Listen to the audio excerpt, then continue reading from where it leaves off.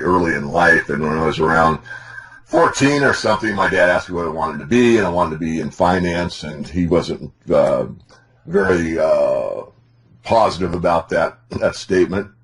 But I pressed on, and by the time I was 16, I was nagging him enough where I was got this little form that he sent for called the Uniform Gift of Minors Act, which allows you to trade stocks at an age under 18, which is a legal age to contract. So I was trading, not a lot, but some, getting the stock market, evaluating stocks, investments when I was 16.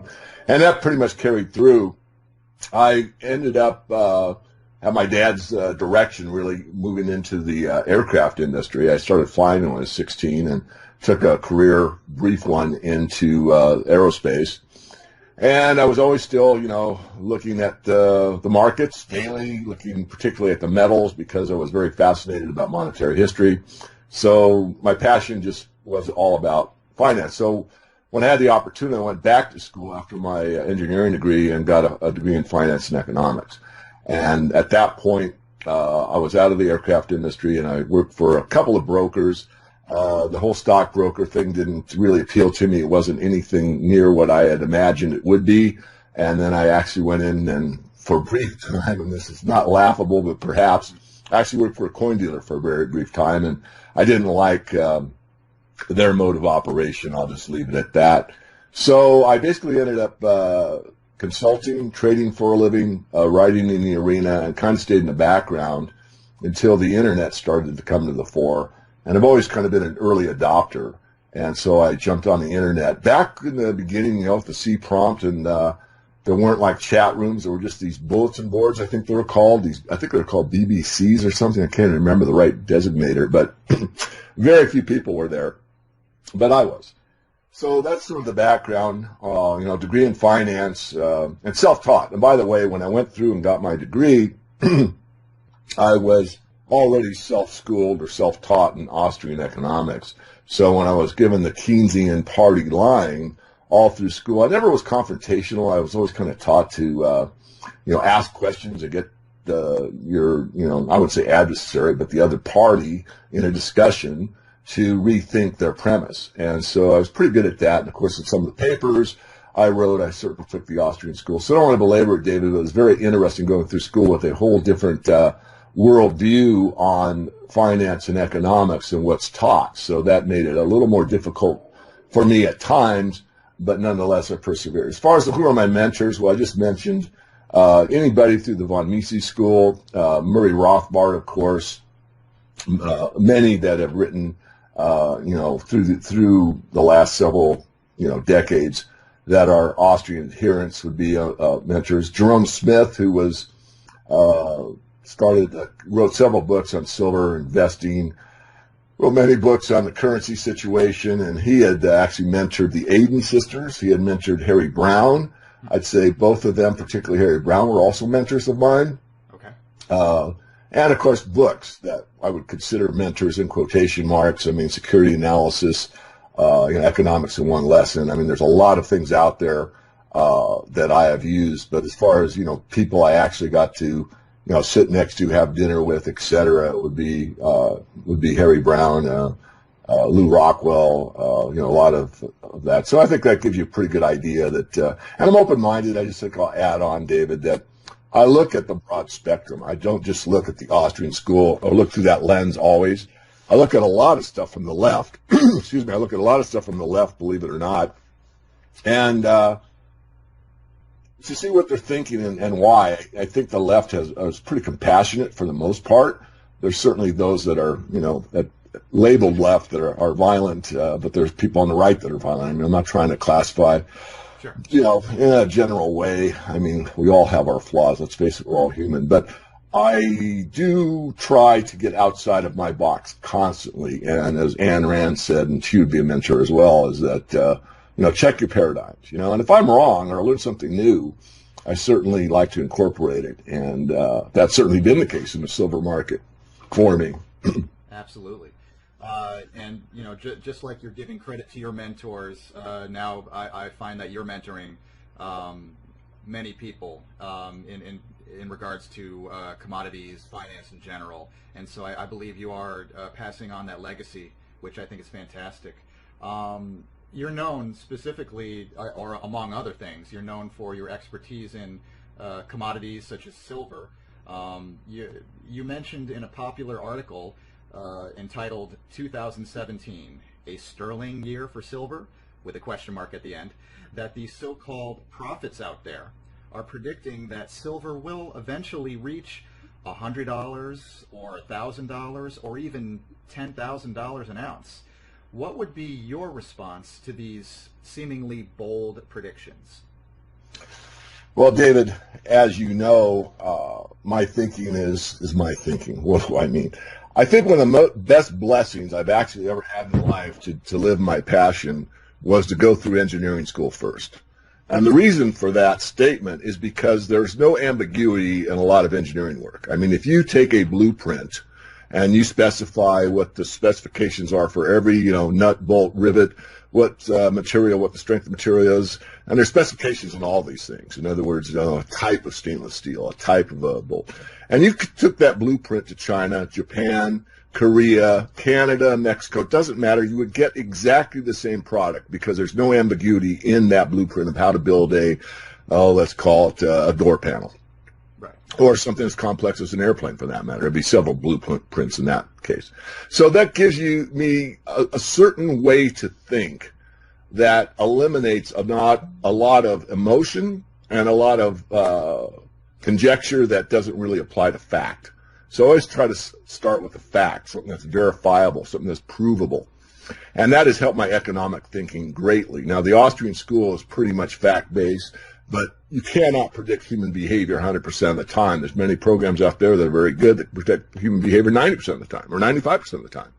But long-term capital management is the best example in recent times that you cannot predict human behavior 100% of the time because their predictive model, which was so good for so long, failed during the Russian ruble crisis, and it basically took down long-term capital management, almost took down the entire system.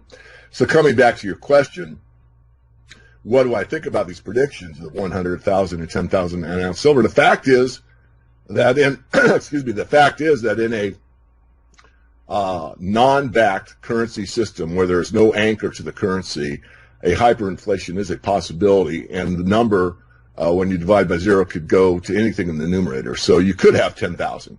I've argued time and time again that will not be the case in this market, in the current system, because in advanced capital markets, where you have a bond market, the bonds are a governing principle or a counterbalance to a hyperinflationary environment, which means that as the distrust of the currency increases, the natural effect is that the interest rates of the bonds will go up and the price of the bonds will go down. So that is highly deflationary. If you took basically, let's just do a thought experiment, do something extreme so we can think at the extremes and ready to come back to something more reasonable.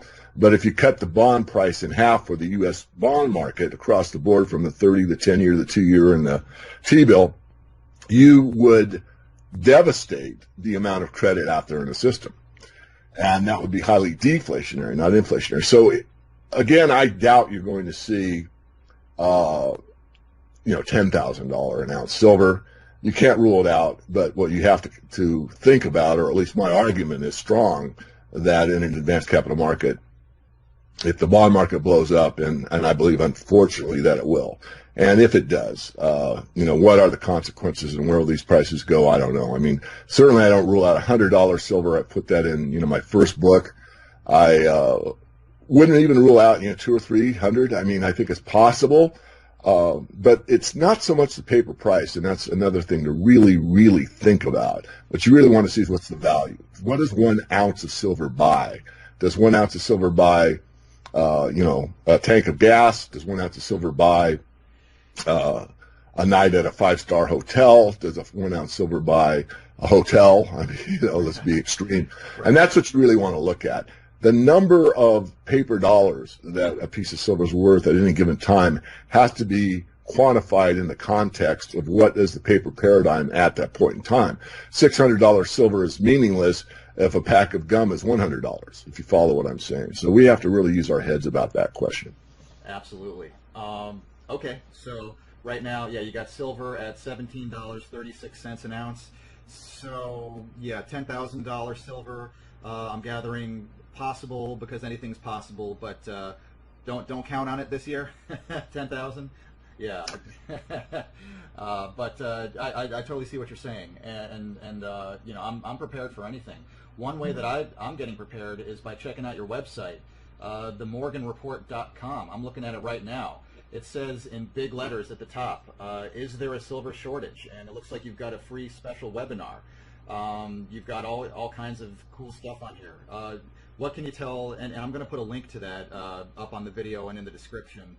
What can you tell people about the Morgan Report and the services that you offer? Well, the first thing I've done from the beginning is, you know, done a great deal of work writing videos, webinars for free for the public to basically do an educational series. Mike Maloney and I are pretty good friends, and Mike has done probably an order of magnitude better than me with his Secrets of Money series that he's put on the internet. I mean, he's got, I think, in the millions of views. But this is something that I do and I continue to do, and it costs me, but it's worth it in time and money. And one of them is that free list that you're alluding to. So just go to themorganreport.com and go to the right-hand side. All we need is a first name and an email. We have to verify the email, and then you're on our free e-letter list. So that's basically just for education purposes.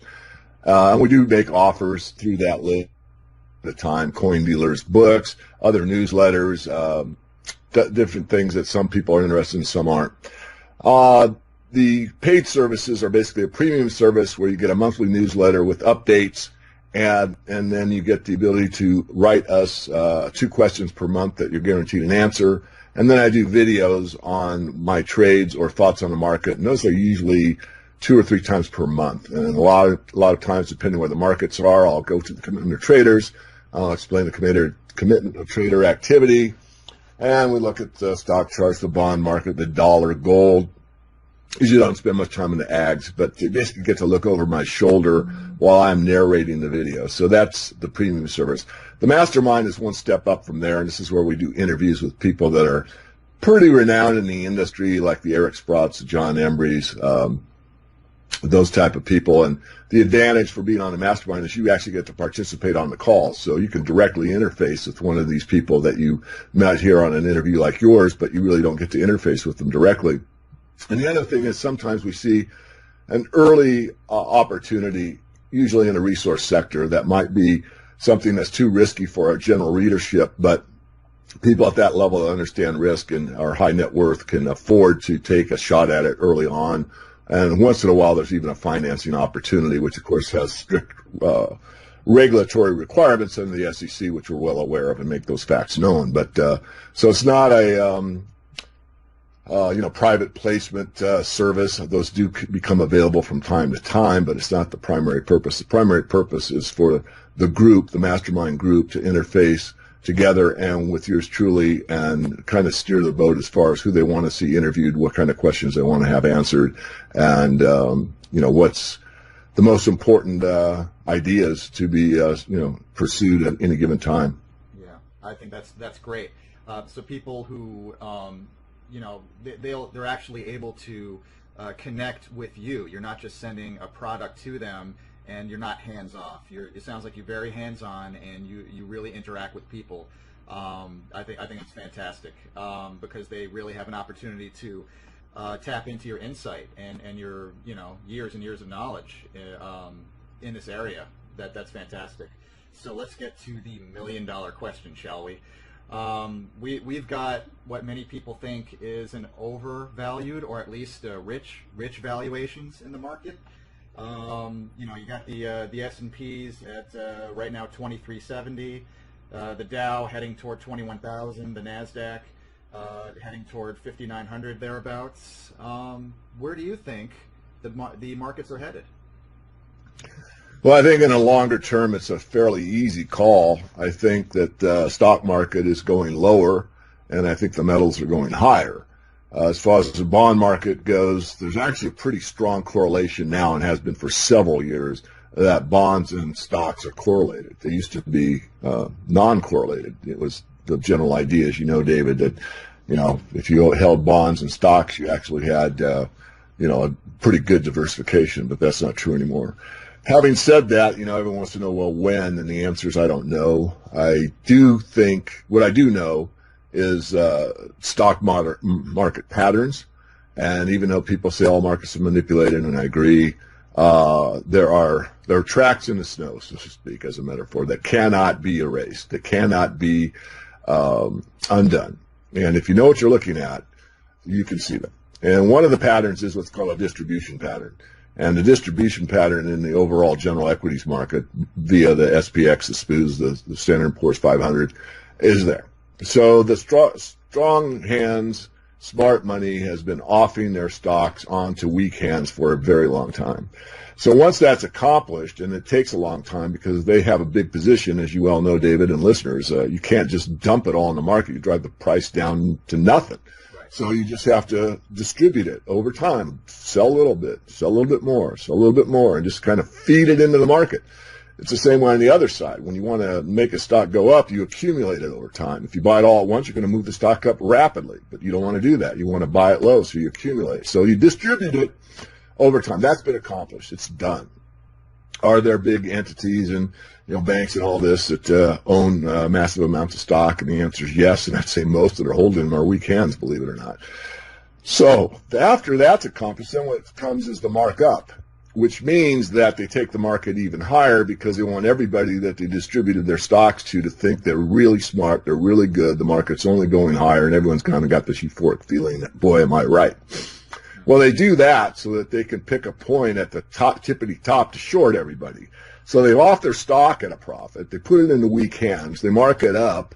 It doesn't take much volume. They get up there at the top, and then they say, okay, now we're going to short the market and take it down. Now, that's going to take place, in my view, and it's a very strong one. I've said this on more than one interview. Now, is that going to happen after the 15th of March? I don't know. I mean, David Stockman, who I consider to be a very brilliant thinker and a no-nonsense guy. I'd love to have dinner with him sometime. He did a great interview with Greg Hunter on USA Watchdog and talked about the debt ceiling and what the potential repercussions could be, and I wouldn't argue with David Stockman. What I am saying is that, it could be a ho-hum as well. I don't know. The idea, though, is that I think sometime this year, I don't think we can go through the whole year without some kind of stock market correction. But as far as a big correction is concerned, that may not take place for a while. We do have this kind of Trump euphoria that seems to be gaining momentum. So I'm going to leave it at that. But generally, gold is the most negatively correlated asset to the stock market. Silver is 85% correlated with gold, so they're basically in the same bucket. And so you really want a counterbalance to a stock portfolio, which means that all portfolios require physical metals to perform the best at all times, actually. Okay, and that actually answered my next question, yeah. Which my next question would have been, should silver and gold be used as a hedge against this, this possibility of a deep correction, in the coming year or possible crash? And it sounds like the answer would be a resounding yes. And it sounds like pretty much everybody who invests should have at least some silver and or gold. Would you agree with that? Well, absolutely, and it's not me saying it. Of course, I am saying it. But Ibbotson and Associates did a study, and they said basically, depending on the economic conditions, a 15% weighting in physical metal, not mining shares or resource stocks, is appropriate during almost all economic conditions. A study was done at Harvard years ago for portfolio analysis that put metals into portfolio and had them out of portfolio to determine best performance. It included physical metal.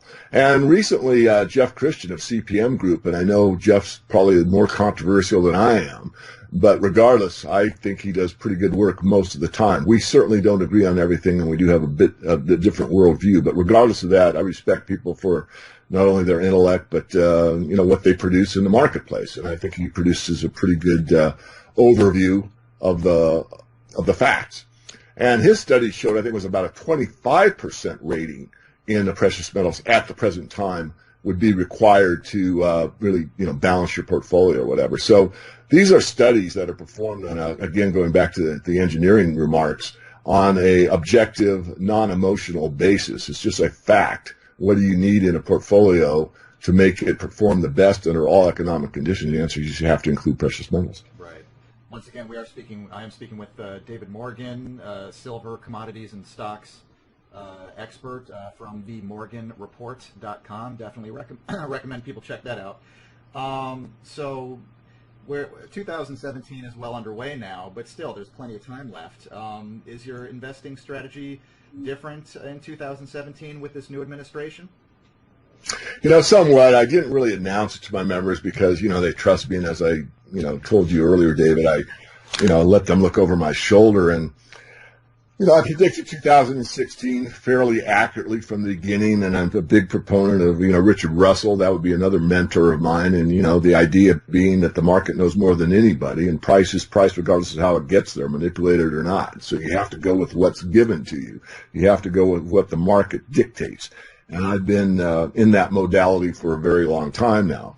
So in 2016, I said we're going to get a strong market probably into, January, February.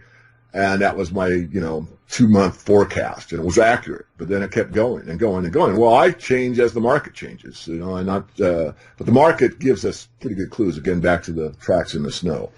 And so I just held there. And so when we got to the top, I had to call it as I see it. And I called it. And so what I did was I made a pretty good trade in 2016.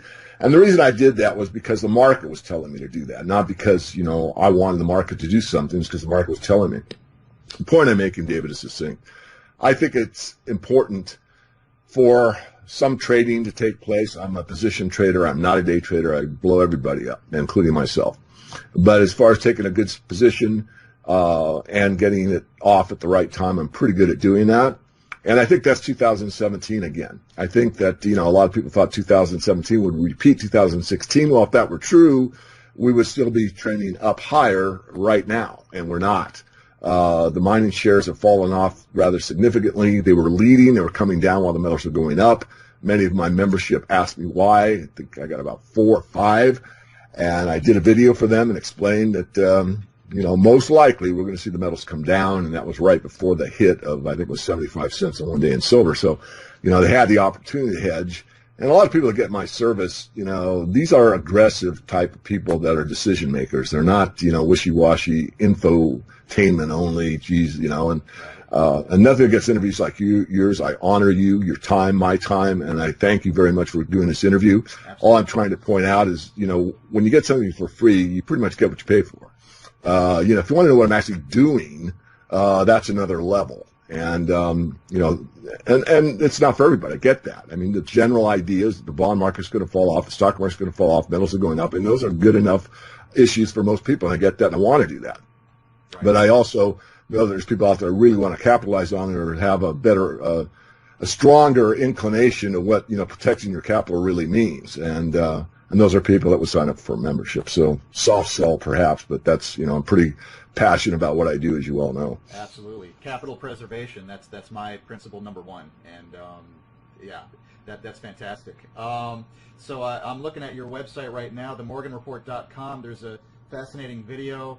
It covers so much, but it covers silver deficit versus silver shortage. I know that's a lot to get into, but should investors be concerned about a silver shortage right now? No, they should. There was a shortage, call it a deficit, from 1990 to 2006. We took the bar market, the commercial bar market, 1,000-ounce bar market, from 2 billion ounces down to 500 million. So 1.5 billion ounces were taken off of above-ground inventory.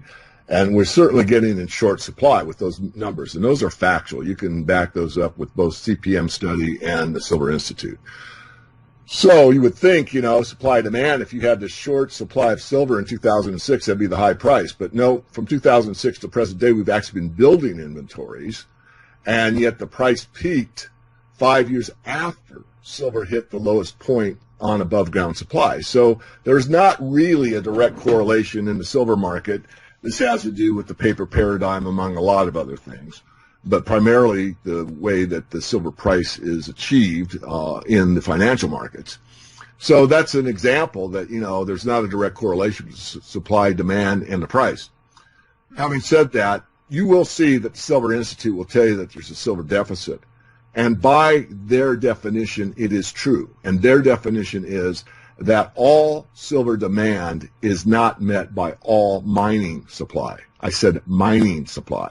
So by that definition, they are accurate in saying there is a silver deficit or a silver shortage in any given year. You can take it from, 2016, 15, 14, I forget where it began in the most recent studies.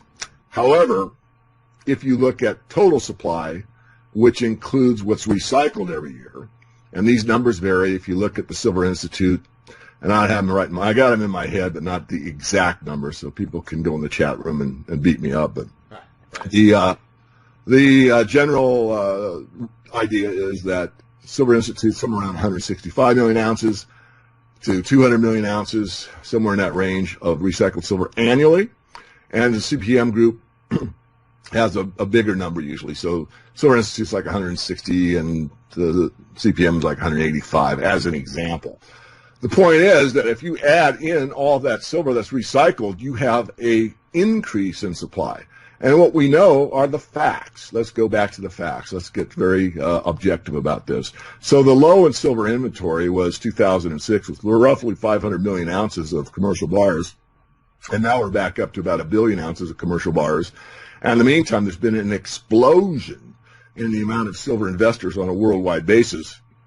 And the amount of coinage that was held for investment purposes in 1980 or even in 2000, in the year 2000, 17 years ago, was rather minuscule compared to where it is now. So if you add in coinage, which is very slow to come back to the market, if ever, some always does, but I'm talking, pathetically small amounts. You've got about 1 billion ounces held now in the general populace that own, coins of, 1 or 2 or 3 or a roll or 2, that type of thing, to people that own multiple monster boxes of any variety, not just U.S. mintage, but Canadian mintage, Austrian mintage, Australian mintage, you name it, Chinese mintage. Actually, I have a box of pandas myself, but regardless. So there's a huge amount of silver distributed in what I'll call relatively small quantities of 1 billion ounces, and in the bar market 1 billion ounces. You actually have about 2 billion ounces of investable silver above ground now. So inventory from 2006 till now, the last 10 years, has been increasing, not decreasing. And that's how you tell if there is a deficit or a shortage or not.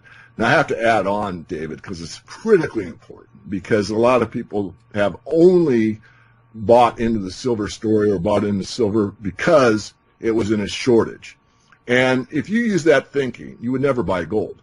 Gold's inventory has been increasing ever since day one, when someone agreed that I'll trade you this little nugget, for that bowl of rice or whatever the first trade happened to be, because gold inventory really doesn't get used up like silver's does.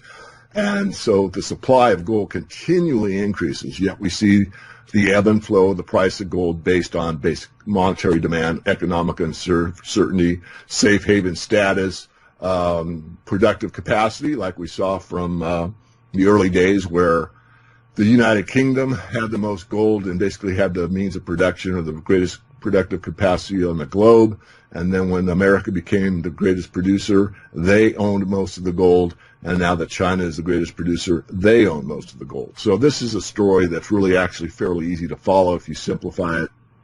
And gold is important.